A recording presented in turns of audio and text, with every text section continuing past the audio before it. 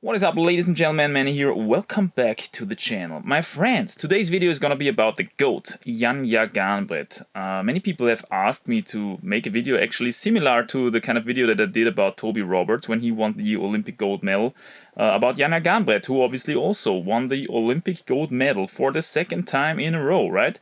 Yeah, this is just an absolutely outstanding specimen, so much so that actually I myself, I wasn't really aware of it until recently because I was misinformed about one little detail about her, and I'm gonna mention that in a second. We've got an extremely strong specimen here, female sports climber, and basically this video is going to be an attempt of outlining how extraordinary her performance or in this sport really is, yeah, because I think it just goes under the radar a bit. Like, everybody says, yeah, okay, obviously she's dominating sports climbing in competitions, right, but she's not so much on the radar when it comes to outdoor performance. She's the best in competition and everything. But in my opinion, from all that I know in the meantime, I can say that, or I would argue that she's by far the strongest female climber on the planet at this point. And in this video, essentially, we're going to take a look at why that is, why I believe that is, yeah? We're going to take a look at her stats a little bit, what we can find in the internet. We're going to take a look at a super hard outdoor boulder problem, which she sent. Namely the Bügeleisen sit start in the beautiful Maltertal in Carinthia in Austria. And now I want to also right away disclose why I was misinformed about her for such a long time, because I was thinking when the news popped up, which was already quite a while ago, that she sent the Bügeleisen, that she was sending the stand start, right, which is 8B+, which is also freakishly hard for 8B+. But no, she did the sit start actually, which is a confirmed 8C, first ascended by an extremely strong outdoor boulderer, male outdoor boulderer, Nalle Hukkataival, yeah, who was also the first one to send 9A, so I guess in the bouldering realm, right? So I guess he knows what he's talking about, you know, that's what I want to say. And we're also gonna take a look at a bit of the, well, I wouldn't say the history of the bowler, because that would be a little bit too much for this video, but I will take a look at how Nalle, or a little bit about his story with the bowler, and then we're gonna take a look at her ascent, and then we're gonna take finally a look at a really good interview, the best interview that I've found so far on YouTube with Janja Garnbret. Yeah, that's basically it. Please take a look at the timestamps down below that I'm surely gonna post. So, let's take a look at her stats first. So here we got Janja Garnbret, born 12th of March 1999, Slovenian professional rock climber. So she's now 25 years old, which is just about a little bit before her peak probably, yeah? So she's gonna peak most likely at around 30 or something. When I get asked, when do you peak as a rock climber, usually I always say, if you start really early, as early you can start basically, as your mental maturity allows you to start, then it's gonna be your 30s. Well, if you start in your 30s, obviously your peak is gonna be in your maybe like mid 40s or something, yeah. But then it's gonna go down. So she still's got a peak in front of her, and she's got another huge realm in which she hasn't been so prominent for, really still in front of her, and that is the outdoor realm. So what's the her height? 1 meter and 64 centimeters, which is 5 foot 5 inches, which is, in terms of height, I would say a little bit shorter than she could be. Again, we've talked about it with Toby Roberts. Toby Roberts is like 176 or something, which I would deem is one of the greatest, the best heights that you can have. It really maxes out your reach, while at the same time still not sacrificing too much in terms of body weight. And that's what we want to have. We want to have great reach, but still low body weight, As reach grows, we know this from the animal kingdom, the taller animals get, the disproportionately heavier they also get, okay? And this is the same for humans, essentially. There is a sweet spot that you can have, and I would say it's around 175, 176, 177-ish or something, yeah? Beyond that, obviously, you get even greater reach, but your weight will grow so much disproportionately that it's going to be very, very hard to still acquire the finger strength divided by body weight necessary to really pull on the hard problems. So we got 164, which is quite short. For a female climber, though, it is quite the standard, we could say. However, we have females also, you know, reaching heights of 170, 175 and stuff like that. So that's not an exclusive factor just for males. Yeah, females can be that tall as well. And I would argue if they will get that, if they are that tall and still have the finger strength divided by body weight of a Janja Garnbret, they would maybe perform even better because they have more reach. I couldn't find her weight for a really long time until I found this little site here, which is called digitalrock.de, where it says that she has 47 kilograms. Okay, so take it or leave it. I don't know if that's true. If it's true, it is a very low body weight for such a, you know, relatively muscular athlete. If I compare it with the weight of my girlfriend, for example, yeah. But of course, yeah, we've got finger strength divided by body weight. Low body weights dominate, so it's not a surprise to see that her weight is quite low. Here we have the IFSC ranking, where she's apparently at the #1 spot at the moment. But if you click on there, you also don't see any, you know, any stats on her, like her height, her weight. I would also be very, very curious about her wingspan. Yeah, this is also something that I always. This is a very important stat in my opinion of a rock climber, sport climber, of a climber in general. Because it gives you an impression of how long their arms are in terms of the rest of the body, which is of course good, because long arms give you reach without increasing your height that much, and without increasing your weight that much, right? Because your height, that's going to increase your weight, it's going to increase your reach as well. But long arms give you also more reach in all directions, but still don't increase your body weight that much. So that's that.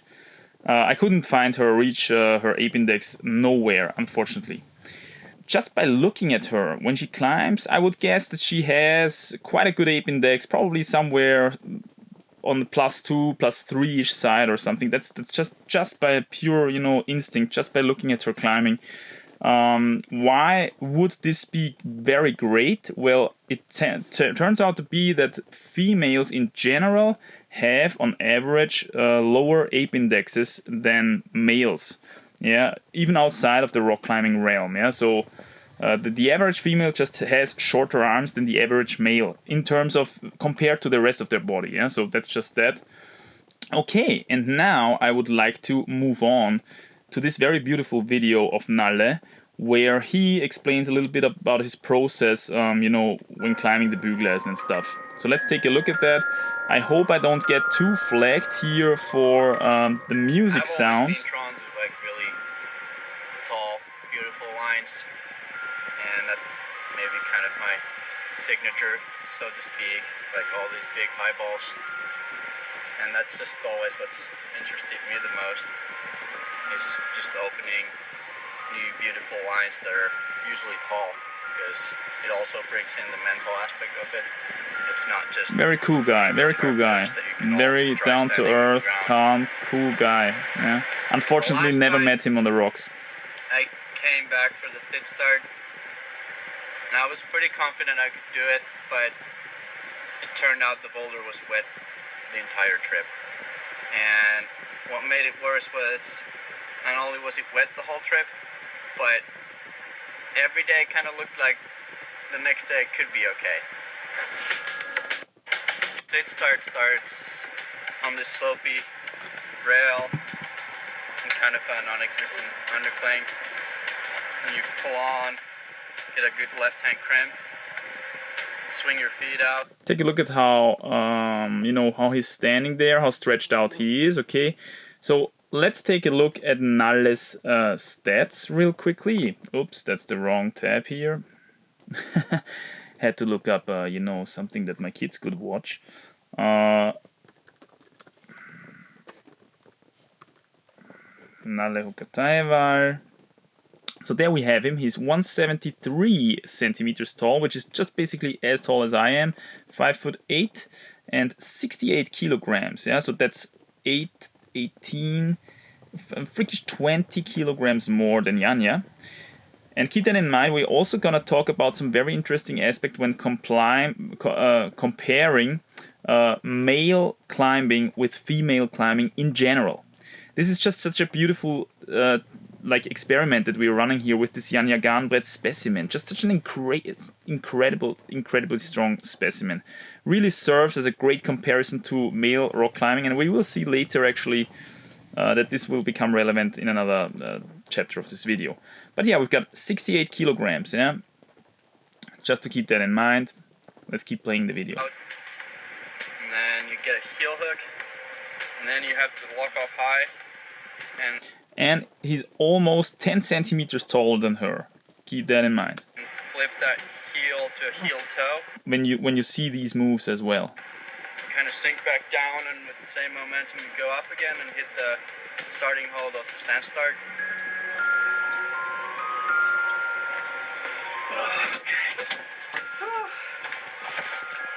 Oh, that's hard.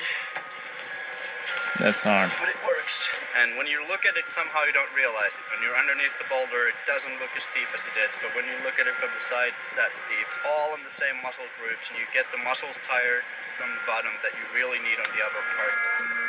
It's a very common thing that when you're standing below a wall, actually, you don't really appreciate the steepness as much. Yeah? I wanted to see that move again. Boom. Tired in my abs. That's when you really need to engage your lower abs. It's dry and it feels good, but I think I'm gonna wait for tomorrow. Steep problem requires obviously a lot of body strength. Yeah, that's why core strength. That's why he talks about abs and stuff. Although, in my opinion, personally, I think that when it's about the core, it's actually about the lower back. Okay, the lower back muscles, ass muscles as well. Okay, so you gotta have a tight ass, man. Have that ass tight. On the steep problems. It's not the smartest idea because I'll just destroy my skin. It's better tomorrow when I'm more fresh.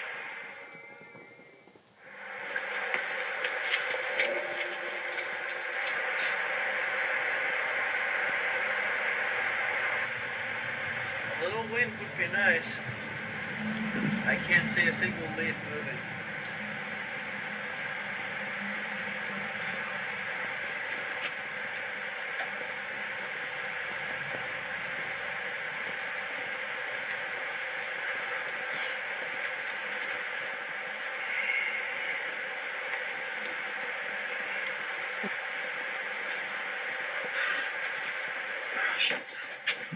Let's start sliding.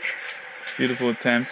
Can you see the Christmas tree here coming out in his lower back? That's what I'm talking about. You got these steep problems like that.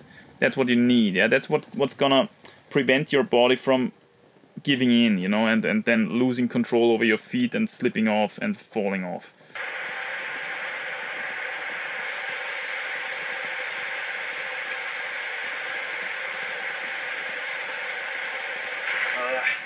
Why?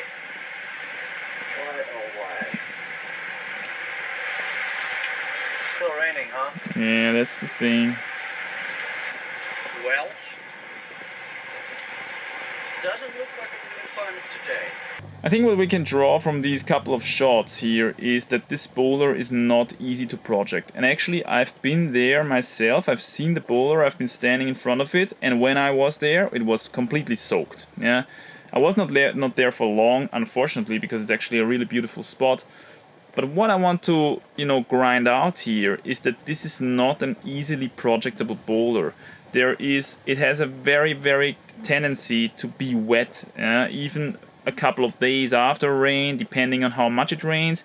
What you don't see here is that this boulder is actually coming out of a greater wall, which is above it. Okay, so this greater wall obviously stores a lot more moisture than just the block in and of itself would store. Yeah? So if the block was standing alone and it would get wet when it's rained on from above, it will be wet of course for 1 or 2 days, but then when the wind comes it would get dry again relatively quickly.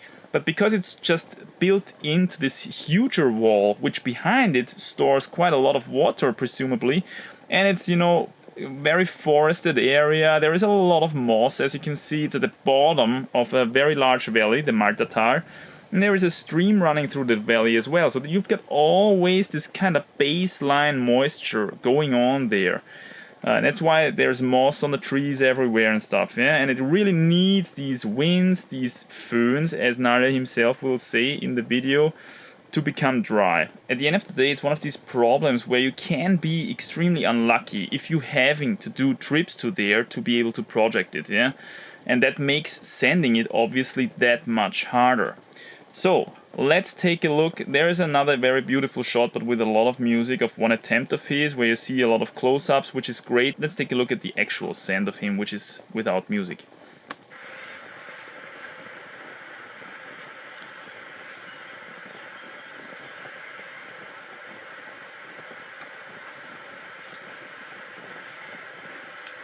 Boom, what a move, man. Big, big move out of that left elbow. Boom. Look at how spanned he is, okay? That's 1 meter and 73 centimeters spanned out. Think about that. We're gonna see 1 meter and 64 spanned out on there. Non-existing footholds. Ooh. That's costly, man. Letting your feet go like that. Oh, really hard move as well.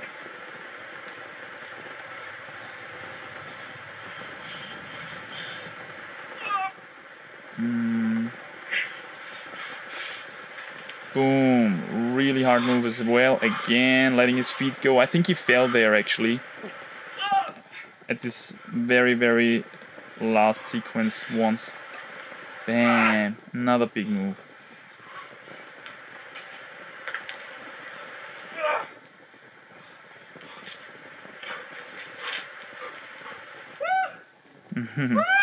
Nice, man. Yes! Just absolutely beautiful ascent. Congrats, Nalle, to that first ascent. All right, so I think what we can draw from this is that we've got an extremely physical boulder here going on.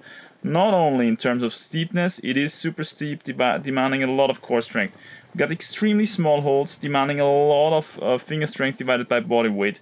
We have big moves in there as well. Yeah, big moves where it definitely can be helpful if you have the reach. Although at the same time, you don't want to have too much weight because the finger strength divided by body weight, which this boulder requires, is high.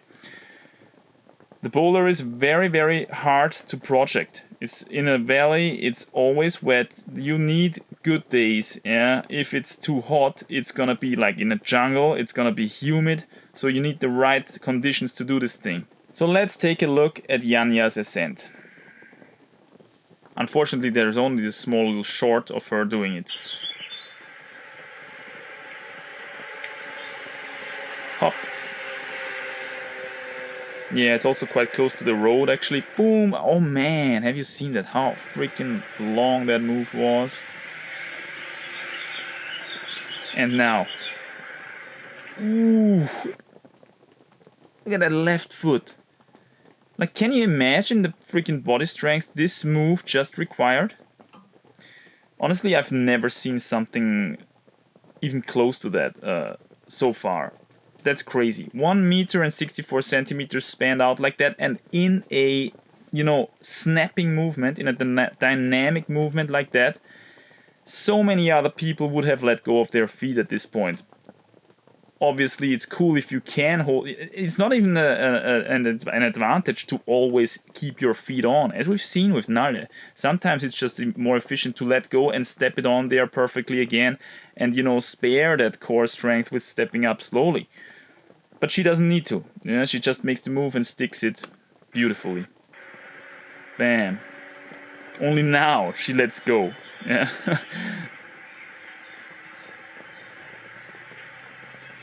And now again. Boom. Like how controlled, man. Just so controlled. And so precise, man. The way how she hits those holds, man. Beautifully. No power screams necessary. Boom. Again, just beautifully controlled this move. Sticking with the left foot on there. No need to let the feet go. Only later, when you can control it, then she lets them go. Just beautiful to watch. And again, boom. Her left foot, man. Her left leg must have some extreme body strength going on there. Like 3 times we've seen it now, right? 3 times the same kind of demanding core strength.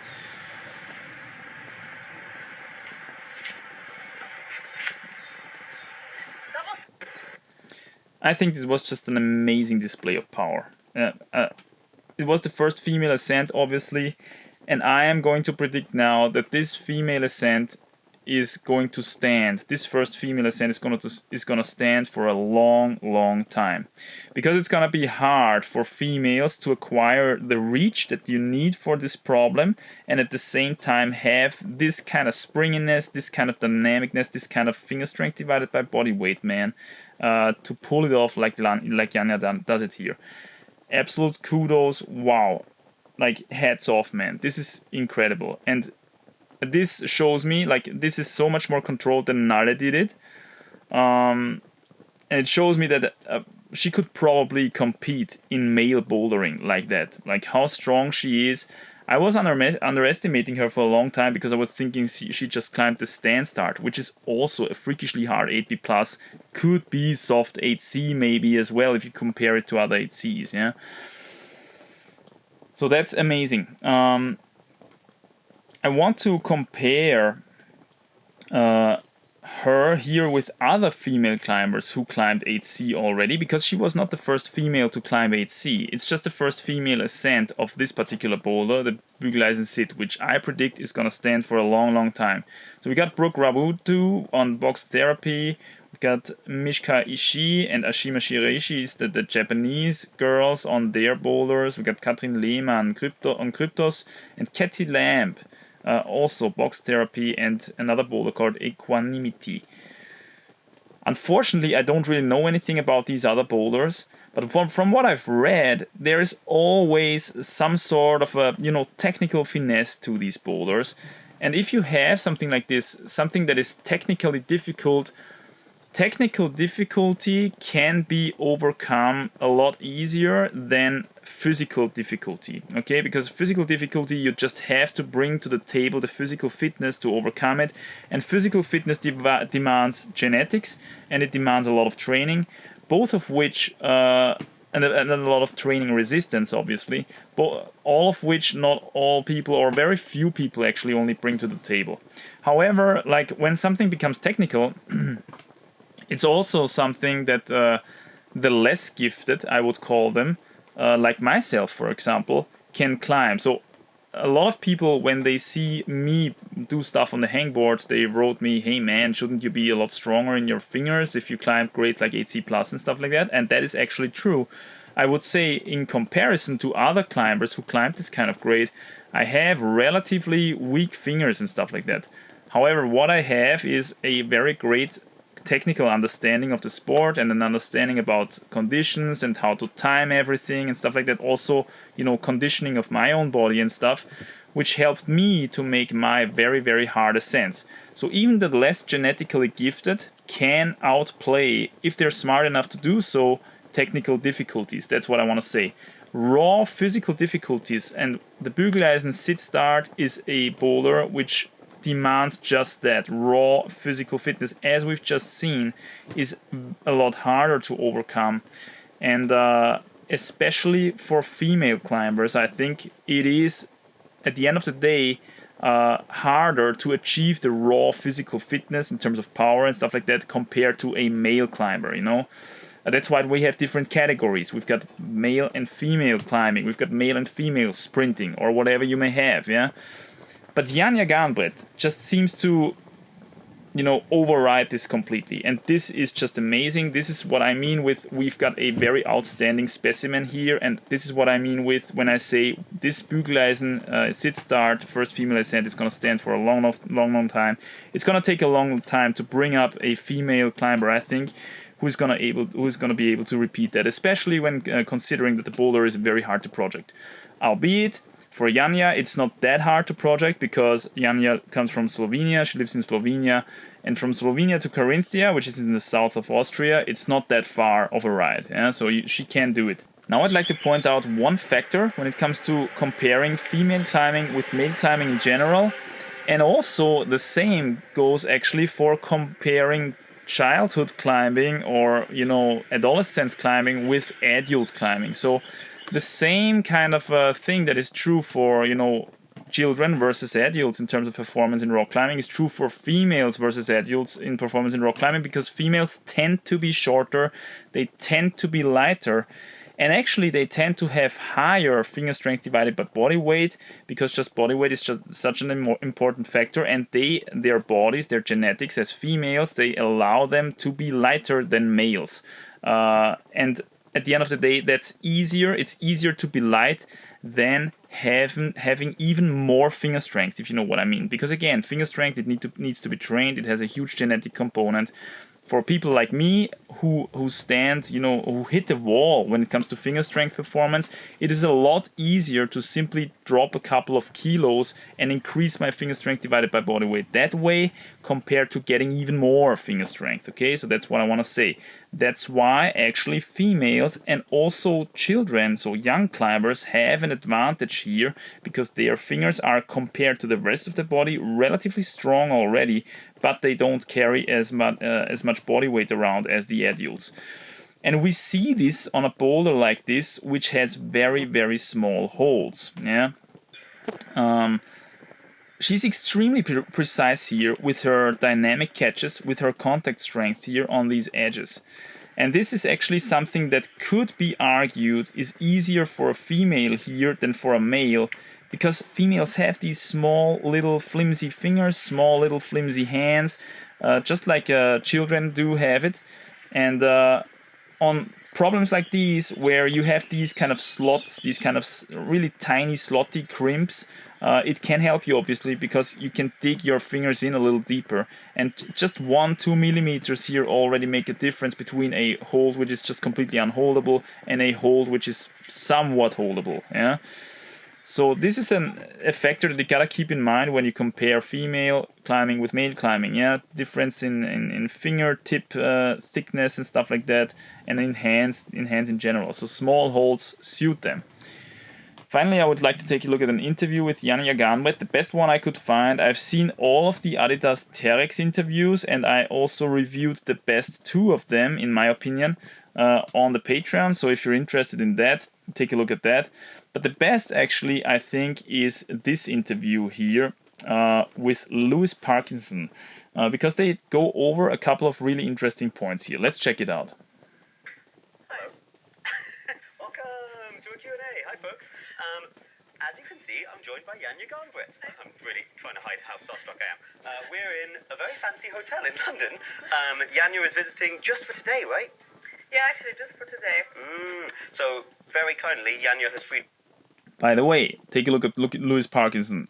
We've just got another very genetically gifted climber.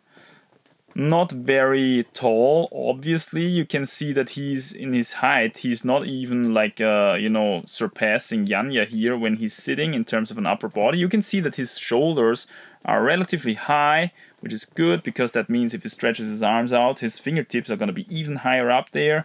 He's got these long, like Toby Roberts-ish like arms, the same kind of pattern that we saw on Toby Roberts, right? Kind of reminiscent of him. And he's got these thin legs, man. They're standing a lot beyond here this edge of the chair, you know, which is a striking difference, I think, when you look at Janja here. She's got these shorter legs, which is very, normal for a female body like this. Yeah, again, female bodies, they tend to have shorter limbs compared to the rest of their body, compared to males. Males have longer limbs compared to the rest of their body than females. Speed up 30 minutes, and we've got a little bit of time to do a Q&A, and then we're doing a film screening of The Wall, Climb for Gold. How many times have you seen this film now?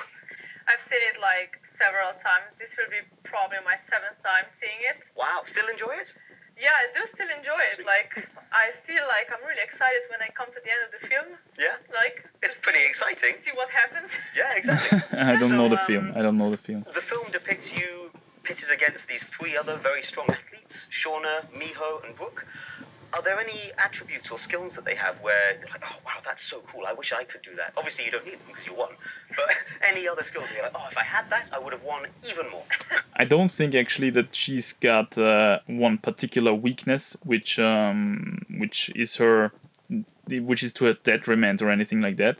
I think actually she has a pretty complete package in terms of genetics. Of course, with genetics we cover basically everything, but in terms of genetics and also what her mind, in terms of her mind, you know, her competition mentality and the strength of her psyche and stuff like that, which has a huge genetic component, obviously, but she's got the complete package, I think. I must say that like us four girls are like really well chosen, or how to say, like we are like, every girl is a different stage of her career. I must say, like Brooke just at the beginning, like trying to be among the best. Shauna is maybe ending the career, dealing with injuries. Then Miho, we've been competing together for so many years, and we've been good friends all the time. And me as someone who had to win, so it's a good mixture of everything. And like I think like every climber has something that I wish I had, or not that I wish that I had, but like I could learn from every single girl in that film. But even more, a lot of climbers could learn from her, in my opinion. Obviously you're an inspiration to every climber now. Who are your inspirations though? My inspiration, it's not one particular person, but for me, like now the inspiration is actually like every single person who is dedicated to her or his sport, like who is really like passionate about something, who gives everything to the sport. So it doesn't have to be like top athlete, but anyone. You're politely saying I can be one of the inspirations. Yes, because you have that. Yeah, she's got a very diplomatic way of saying, if you're motivated, you're my role model, but you're not gonna be on the top because I'm on the top. And she's in the right position to say so, because she really is. The thing is, you can be as motivated as you want, just motivation alone, and I've said it many times, and I think it's very obvious by now. It's not gonna be enough to be on the top. We need very good talent coaches nowadays. Because you know, there is a lot of hype on the sport, and many people want to be on the top and think they can be, although they still not have a lot of knowledge about the sport and not a lot of knowledge about the genetics that are required to actually get to the top. And that's what we need talent coaches for, because they can actually see, okay, you really have the potential if they got it. But the other 99%, they can tell right away, look, I know you really want to be in that spot, but you're already this old. You're you know, in terms of body composition and stuff like that, you're not there yet. Maybe your genetics gonna allow you to get there, but most likely your genetics are not gonna allow you to get there. And okay. So we need some realism here, and with the right amount of realism, we can save many people a lot of time. You know, by telling them right off the bat. Okay, you can get this and this far, but don't expect to be like number one or anything like that. Yeah. We talked about who your inspirations are now, and you say everybody. A very good political answer. What about when you were younger? Did you have particular athletes or competitors you looked up to?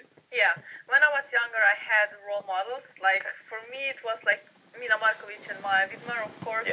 They were the best. Yeah. So I wanted to Slovenian be like them. climbers, I right? wanted to have results like them. I watched every single video on YouTube, and I just wanted to climb like them. And then it's funny when your role models become your rivals, and it soon happened, and it's amazing. And I'm still looking up to them. I mean, they are amazing, and not just Mina and Maya, but also like Anna Stör was my inspiration. Wow.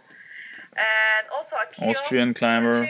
She is a legend. Like I mean, like competing Japanese. for so many years, being always at the top, like always at that. I think Akio is a really good example of how long you can actually do this if you stay, you know, experience goes a long, long way, especially in outdoor rock climbing, but apparently also even in indoor competition climbing, yeah, in on plastic.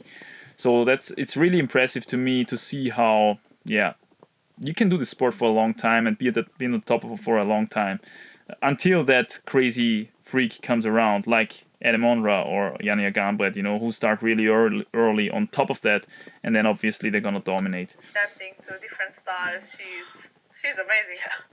Oh, good choices, yeah. Lots of strong athletes, and really cool that you now get to climb with them as well.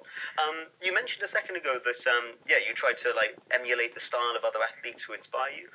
What would you describe as your climbing style? Because obviously everyone else describes it all the time, but how would you describe it?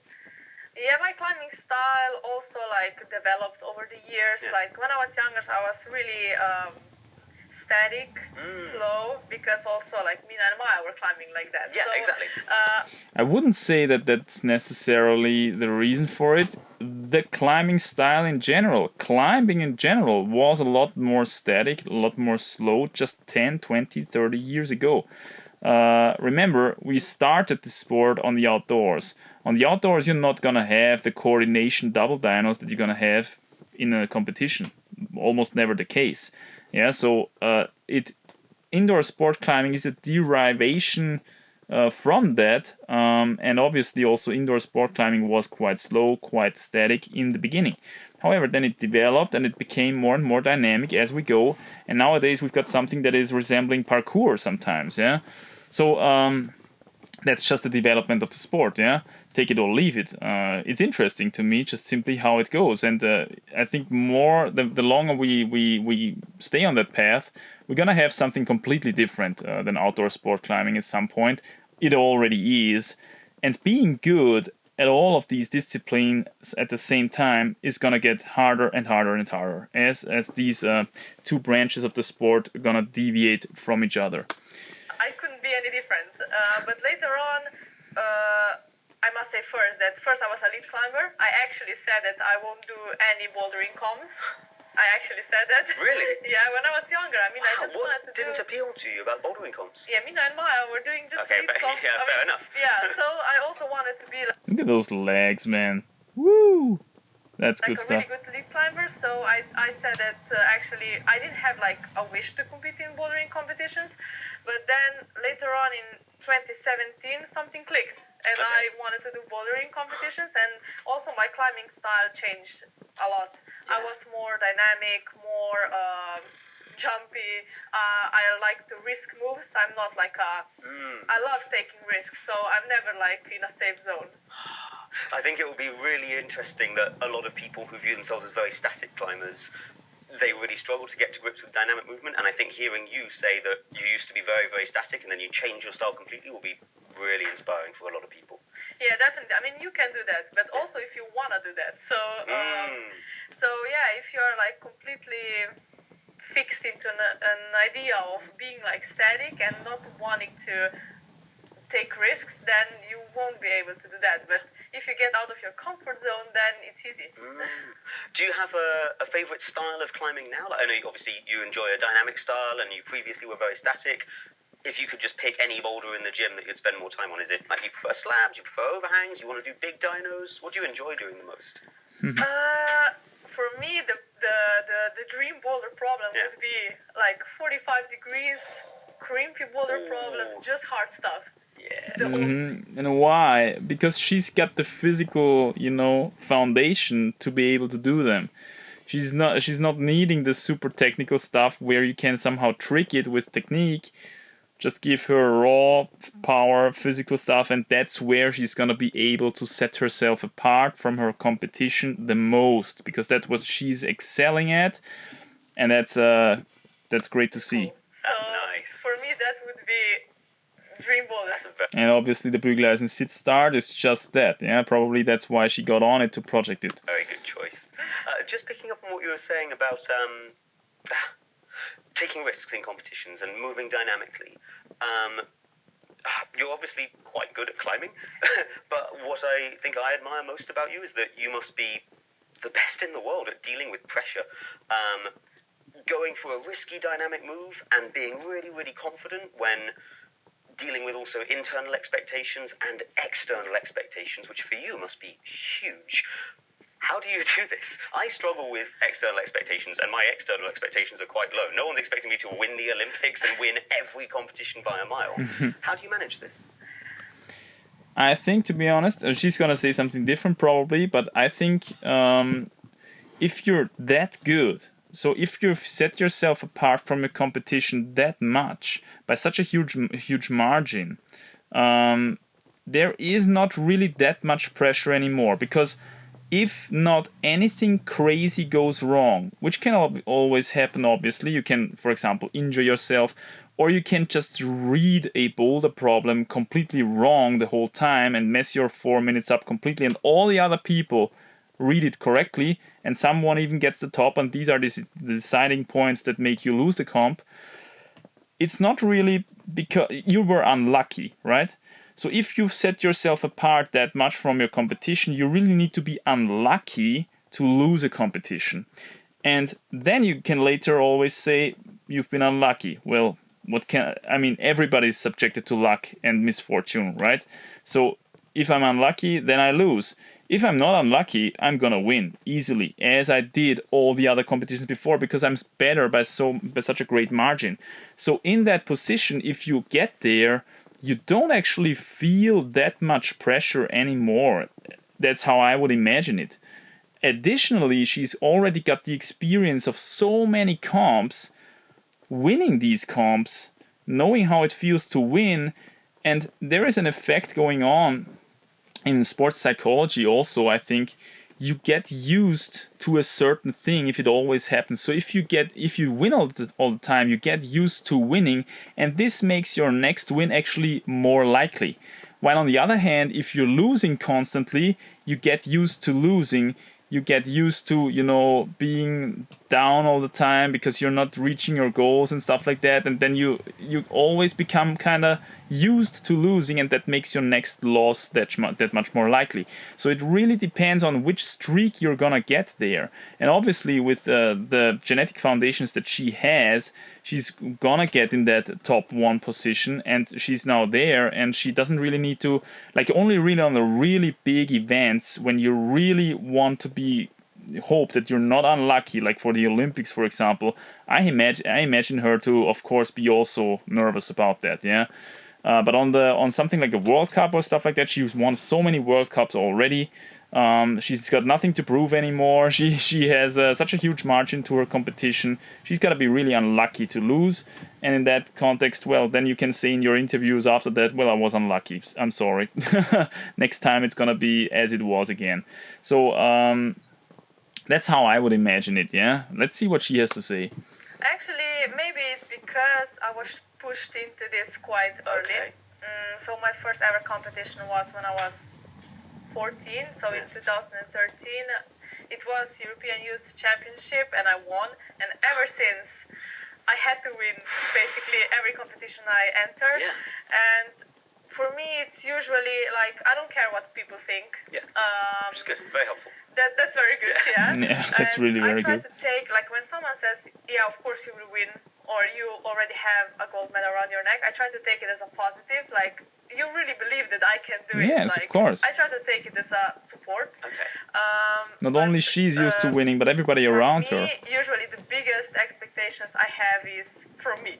Yeah. So I expect myself to win. I expect to be at my top performance at a competition. So actually I'm putting a lot of pressure on myself, not from others actually. Yeah, from the sound of it. From myself, yeah. How do you manage it when you feel like you're not meeting those expectations? Because you have very high expectations I of have yourself. very high expectations. So if you have a training session or you're in a competition and you just feel like, oh no, I'm not as strong as I want to feel, what do you do? That's a hard question. Yeah. She's not used to that. She's always as strong as she wants to be. She's just super strong. At the top, at my top performance every single time. But sometimes it's not possible because of different factors. Is it a bad day or whatever? Actually, in one interview on Adidas Terex, she talks a lot about women's periods and how their effect on sports performance, and how the period affected her multiple times actually during World Cups and competitions and stuff like that. Really interesting episode. This is another aspect, obviously, of female sports performance in general, which is very interesting when it comes to conditioning. That is, fine-tuning your own body into performance mode. But the period is kind of something that is hard to control, right? You can't really control it. I'm sure there is strategies to somehow control it. I don't know. I don't have the experience in my own body. Yeah, it's just an interesting aspect, and obviously she also managed to, have that aspect under control, which is very admirable. Yeah, this is just another thing which she obviously mastered. Yeah. So I'm learning to be patient with myself because I'm not a robot. I am a human, so I try to be gentle with myself. Also on those days when not everything is going well. That's really good to hear, because I think, I like to take the view of, you can't win every competition, can't smash every training session, unless you're like Janja Garnbret or something. But yeah, tricky for you. You mentioned perfectionism a second ago, and in the film that we're going to watch, you also say the phrase, "My perfectionism could destroy me," which is a cool phrase. They use it in the trailer as well. Can you elaborate a little bit more what you mean by this? Yeah, climbing is all about precision. So every millimeter counts, everything counts, how fluidly you move, everything. So you have to be perfect, but not too much. Yeah. So when I said that my perfectionism can destroy me, I feel like sometimes I try to be so perfect that nothing goes well. So with perfectionism, you are slowing progress. Like if I wasn't perfect, then I would be progressing faster because I wouldn't be thinking about I need to do this perfect, I need to be perfect. This perfect. But at the state where she is on the very top already having fine-tuned so many other factors, I think it's all about perfectionism if you still want to improve at that state, right? She's absolutely right that perfectionism is very important because there is a lot of details. There is a lot of, tiny little changes in beta that you can have on rock climbing, especially on outdoor rock, right? So there is room for opportunity always to the upside, even if you're that good already. And it requires perfectionism. So I don't really get where she's heading there with, yes, of course, it doesn't make sense to think so much about perfectionism when you're a 6A climber, obviously, yeah. But as you get up into these higher grade ladders, demand for perfectionism increases exponentially. Let's call it like that, yeah. I need to have this much endurance. I need to feel like this on that crimp. So with all those thoughts, you can slower your progress. So yeah, that's why I said that it can destroy me. Because I think we talked about it a second ago, the idea of moving really precisely, moving really fluidly. I often describe it when I'm coaching of when you do climbing well, it should feel like dancing, and when it's not going well, it feels like wrestling and you have to make horrible faces. But actually now I've discovered, no, it's not when you're doing it well or doing it badly, it's just sometimes it's an ugly wrestling match, sometimes you have to fight hard. Yeah, that's true. How do you practice the two, though? Because I've seen... These people, these are essentially bad coaches. If a coach tells you climbing should feel easy, it shouldn't feel hard or anything like that, you shouldn't be stop being so tight, so stiff. Well, some problems demand you to be stiff, some problems allow you to be more dynamic, to be more loose, yeah? It's not like you have any influence on that. The problem dictates. The problem always dictates in climbing. What's the best solution? What's the best technique? What's the best style to attack it? There is no such thing as a perfect style or a correct climbing style. The problem always dictates, okay? And that's true for outdoor as well as indoor. Videos where you make a move look really, really easy, but then I've also seen a video where it doesn't look easy and you're clearly just not ever letting go, even though it doesn't look so good. Do you spend much time training those two different things? I think you are not actually training those two things. Sometimes, when you start training, something feels super hard. You are basically wrestling on the wall. But later on, after 2 months, when you get stronger, the same thing feels easy, and then you move fluidly. And it's called muscle memory and training adaptation. It's always pretty. So you have to try hard. You have to make ugly faces. So it's not all about like how fluidly you move. But yeah, on competition you don't see that. No. Or like on the videos on Instagram, you don't see that. Sometimes you see it in competitions if the problems dictate it. I make ugly faces, so sometimes it doesn't look good. Speaking about your training, there's a scene in the film where we see you and your coach working together. And I've seen the film once before, and everyone I watched it with was like, "Oh, the coach is so mean. He's so mean to Janja." And I was watching it going, "Oh, it's almost word for word what I said in a session yesterday with one of my regular students." How do you feel working with your coach? Is that normally how it goes? No, that training session was one of my like bad training sessions. Like nothing went well. I was like pissed and frustrated about myself. So when I'm frustrated, Roman, my coach, he's also like pissed. Not about my climbing, but the fact that I'm pissed about myself. So that's where my perfectionism comes into the play. Because the frustration just stops you actually focusing on practicing and being better. But he's the best. Like he's the best coach in the world. Like he picks me up when I'm feeling down, and he's just like there for me all the time. And that's how it should be. And like it's not like he's in the video. No, I didn't think he was being that mean. I was watching going, yeah, Janja's saying she can't do the move, and that negativity is why it's not working. He should be yelling at her. I mean, when we are having fun, we are always having fun on training. Exactly. When we are working hard, and that is hard working. So, aside from what we see of you and your coach working together, what does your training actually look like? Do you spend all your time hanging on That's going to be an interesting chapter. Do you chapter. spend all your time meditating? Do you actually just practice bouldering all the time? What do you do on a weekly basis? Fun fact, I do 95% of my trainings on the wall. Yes. So I'm not surprised about that at all. I'm not doing any fingerboarding. I'm not doing any fitness, nothing. So just It's also not required if you have enough time to spend on what you actually want to be good at. Like she wants to be good at competition climbing, obviously, so she spends probably a lot of time indoor on comp style boulders. And when she's outdoors climbing Bügeleisen sit, that's way better finger training than any hangboard can ever give you. If she's got the time to travel there and be there and project it, great. That's the best finger training that you can have. just like basically, I'm training 6 times a week for 4 hours on the spray wall, and that's it. I'm so refreshed to hear this because I think nowadays with climbing there's so much focus on the physical side of it and always fingerboarding and doing conditioning.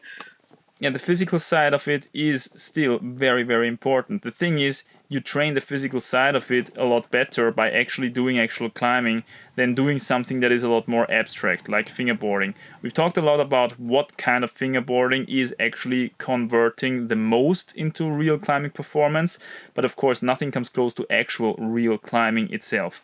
And you have to do the discipline that you want to be good at. Yeah, so you can't expect to be good outdoors when you're only climbing indoors all the time. But it's a skill-based sport, and you can gain strength while you do it. So, very, very happy to hear that I'm also on the path to be an Olympic champion. I'm doing the same as Janja. I just climb all the time. Exactly. I'll keep doing the same. So, when the Olympics was first announced, did you immediately think, obviously, this is what I'm going to do, or did you take a little bit of time to decide if you wanted to do it or not? No, the decision was clear. Okay. I wanted to do the Olympics for several years before. Oh, right. But when they were announced, I think it was 2016, of course I wanted to qualify. I even wrote a post like, see you in Tokyo. But yeah, I didn't completely focus on it yet, like right away, like especially on speed. But I had it all in my mind all the time. Okay. And, are you going to do it again in a few years? Definitely.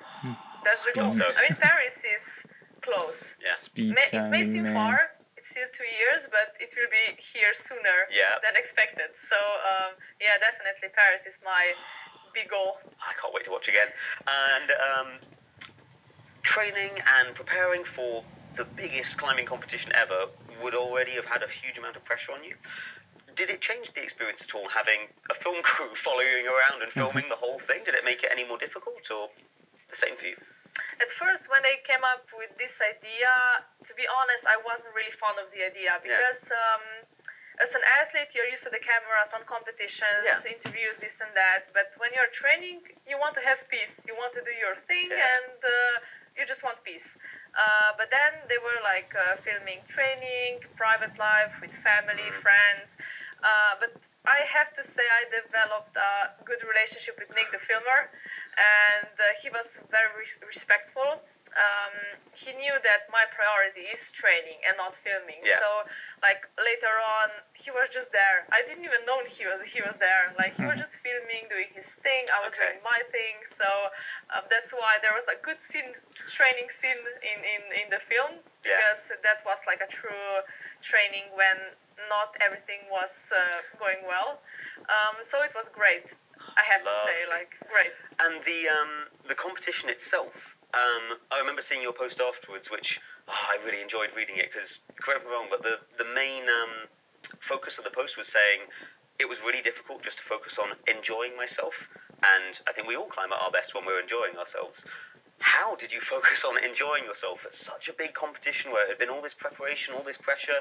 Do you have any tricks or little rituals that you do to focus on just being in the moment?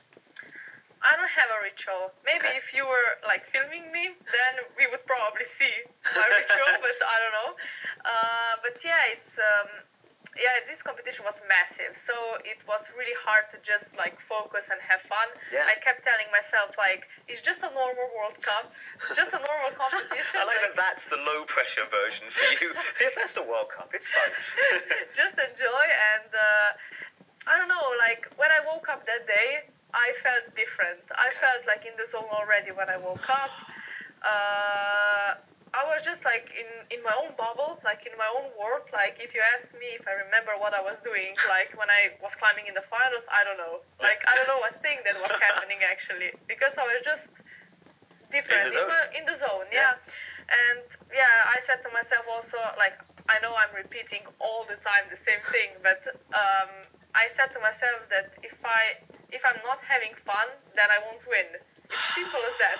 So I had to like switch my mind to just enjoying the present and not think about what would happen if this and that. So I think she's very known for having this almost a little bit creepy, competition mode.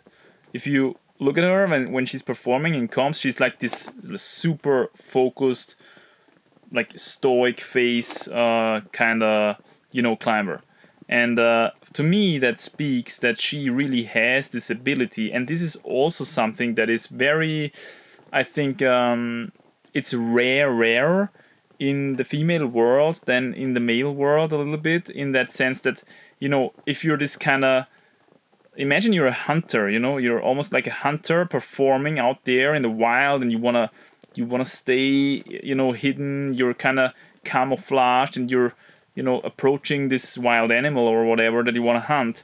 It's like being a hunter almost, hunting for results.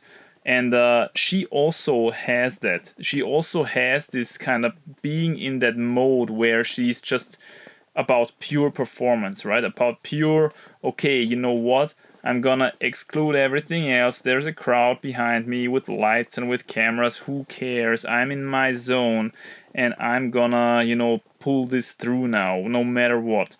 She can do that very well, I think, and that is also helping her, obviously, extremely, to be able to also transform her power, or to show her power in the comps. Because it's one thing to have extraordinary performance, but there's a reason why there is many sports psychologists now these days who essentially make their money by preparing their athletes for competitions so that they don't fail because of nervosity, for example, or because of a fear of failure, or because of a fear of success, or because of a fear of whatever. Yeah, many people, if it's their first competition especially, they get nervous. They are afraid to be in the spotlight, and they perform significantly worse in spotlight than if they would be alone out there or in the basement training for themselves. They can be the strongest ever, but in competition, in a competition setting, they are just super weak.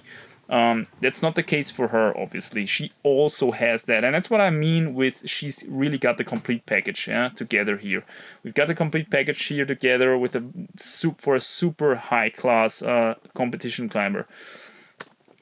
It's very different, but I mean difficult, but It is, because I think to do that, yeah. like climbing is fun, and it makes us be present, and then we can climb well when we're having fun. But then I felt recently it's like competitions are specifically designed to... I mean, she calls it fun. Like, for her it's fun, obviously, to be in that zone, to be in that mode. If we look at it from the outside, it looks like very serious and very stoic. But that's just her doing her thing, right? For her, being in that mode and performing, just about pure performance, that's fun, obviously, and it feels fun if you're in that situation and able to do that, right? And outperform everybody else. Obviously, that's a lot of fun. Winning is a lot of fun. Yeah, so just because she says it's fun for her doesn't mean that she's gotta stand on the mat and always smile. And so I guess what I want to say is that something that might look weird or strange for us, mere mortals, can still be fun for a kind of, outstanding specimen like her, when she does her thing. Stop us having fun, where it's like, okay, wait here now, and now, okay, now climb this, and now wait again, okay, look at the timer, loads of pressure, everyone's watching and yelling at you. It's really hard to relax and enjoy yourself like you did, so very impressive, very impressive. Of all the different skills you have as a climber, coordination, strength, really good route reading, confidence, and the ability to just be present and enjoy ourselves, which one would you least like to give up if you had to remove one superpower? Least like to give up. That's a tricky one. So, okay, the choices are lose confidence, lose coordination skills, lose all your strength, or suddenly not have any idea how to read the climbs. I would exclude not being able to read, because you're gonna be able to read anyway when you spend a couple of attempts in your project, and if you still have the strength and if you still have the confidence to go for the dynamic and risky moves, you can still win, even without having good route reading. Probably lose confidence. Oh, yeah? I want to lose confidence. Yeah. Oh, that's the one you least want to lose? Yeah. Okay. Okay. Because, so you want to keep confidence. If you're confident, then I wouldn't say better. that. Like once you lose confidence, you lose coordination, you lose route reading, everything. So you need to be like confident. Confidence is really very important, especially with comp climbing, I would say. Everybody can have a weak mind. Yeah. And everybody can lose a confidence. Also, I did. Yeah. In some time, I was a bit not lost, but I was not so sure in myself as I was before. Maybe I started taking less risks, and so I wouldn't want to lose confidence. And of those 4 skills that we listed, which one do you think is the least valuable that you wouldn't even notice was gone? If you had confidence and you had all the others. I know, I can't choose either. I'm leaving you with the tricky question. I can choose, yeah. Route reading. Confidence is the important one. We've established that. Route reading you would give up. Okay, maybe... It's so hard. I know, I keep thinking, so I was like, maybe the route reading. Maybe I don't need route reading. Because Maybe, I can just make up anything else. If I'm strong and coordinated and confident, sure. who needs to read the climb? Exactly. Maybe I would want to lose route reading then. Yeah. Because if you're strong enough, if you're relaxed enough, confident, then you can route read when you are in the route action. You can make anything work. Yeah. So you can do anything. Everything works. So maybe I would want to lose that. Everyone stop trying to read the route. Just be confident. It's fine. So you seem to be very quickly closing the gap in performance on outdoor rock between male and female climbers. Do you think in future there will be no gender split at competitions? Yeah. No. I'm very excited for this. She could live with it, obviously, but when can we watch it? No, it won't gonna happen. Many people ask me when will I compete in men's category and this and that, but I feel like she could. If everything depends on the route setting. I can win around in men's, but also I cannot make semis. So it all depends on the route setting. Why is that? Because of reach.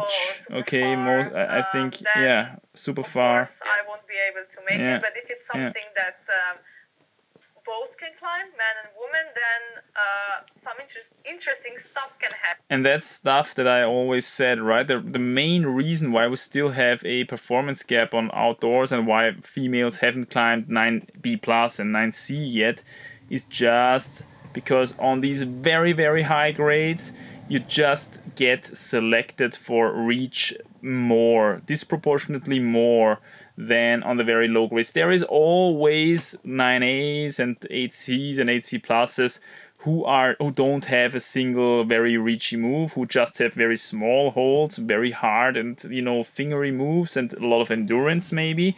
And this is all something that females can climb actually, and maybe even better than males, as we've established before. Yeah?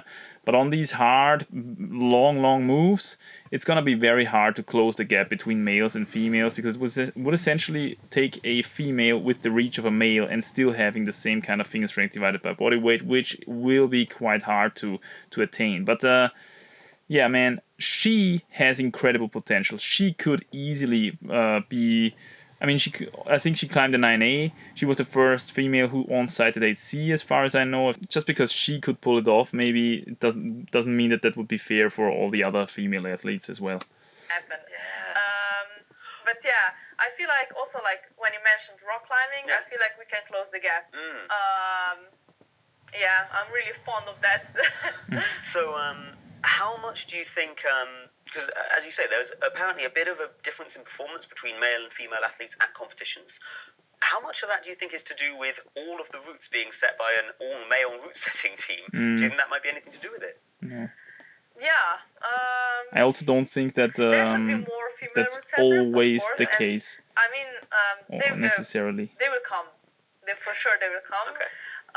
You must not forget also that route setting is an extremely physically demanding job, especially with the more modern problems that they set on lead and on bouldering, like moving these huge volumes around and stuff. That stuff is heavy as F, okay? And it's sometimes you need 3 people to maneuver these huge volumes around. These are like it's like these layers of wood which are glued in there and stuff. It's like super heavy, yeah. So which you need to make these huge coordination dynos work and stuff like that, yeah. So I'm really looking forward to that. I don't know when will this happen, but slowly but surely. Yeah. And now that you've won the Olympics, won all the World Cups, what motivates you nowadays? Is there still stuff to be excited about? I'm still not an European champion. What? Yeah. How is that possible? Exactly. Yeah, I didn't know that as well. Yeah, I was always second actually, or I didn't compete. Okay, so there's one hurdle still to go for. Yeah, I'm not done yet. Okay. And outdoor climbing, are there any particular things you have your sights on? Yeah, definitely. I have some projects. Before I finished high school in 2018, so I didn't have any time for rock climbing. There was like a little gap in November or December where I could do some more rock climbing, but otherwise competitions had priority. So yeah, now that I won Olympics, I'm finished with school, I have like more time for rock, so I have some rock projects. I tried La Dura Dura. I know. I've been trying it and it's hard. Yeah, it's supposed like to be I hard. wrote. Yeah. But yeah, I'm really Pretty sure she could do it. To put some more work into that. I'm pretty sure she could do it. And if you had because as far as I remember, there is nothing super far, super wingspanny in there. It's just a number of really hard, holds, bad holds in a row. I think we will see crazy stuff by her on rock. Given what I saw on the Bügeleisen sit, that's crazy to me.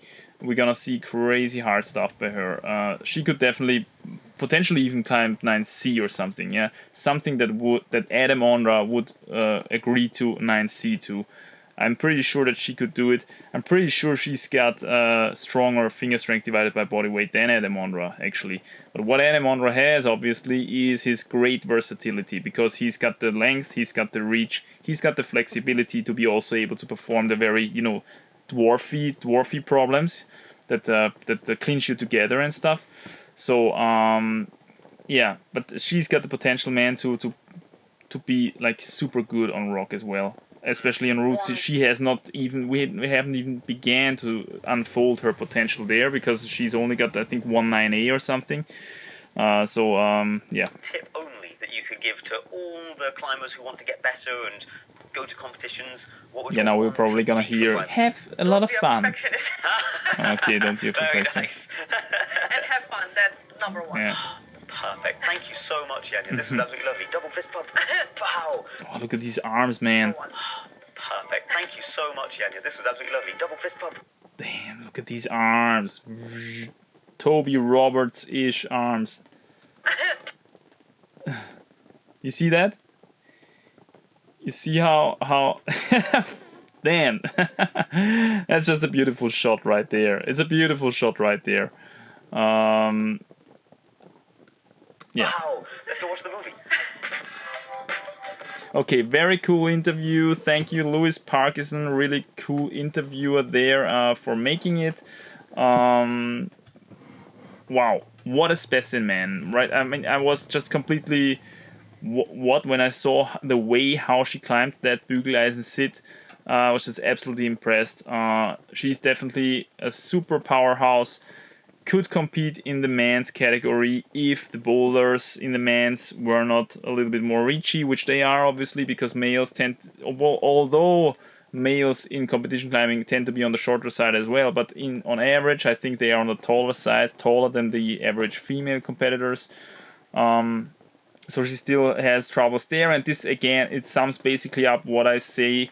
This is the reason essentially why children and females, still there is a bit of a performance gap to adult male climbers, because children and females just have both the same disadvantage, and that is that they on average have a lower wingspan, lower reach and stuff like that. But in terms of finger strength divided by body weight, they closed the gap long ago, and Janja Garnbret demonstrates that beautifully with ascents like Bügeleisen Sit, where we can compare her directly to Nalle Hukkataival's ascent, which looked a lot harder actually for him, looked a lot closer, a lot less secure than what we've seen with Janja Garnbret.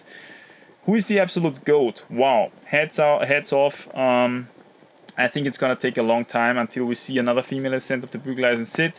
She's just an outstanding specimen, and we can expect incredible stuff on the outdoors from her on lead as well. My friends, hope you enjoyed the little video. Hope you stay strong and free somewhere out there and healthy. I will see and hear you quite soon. Bye.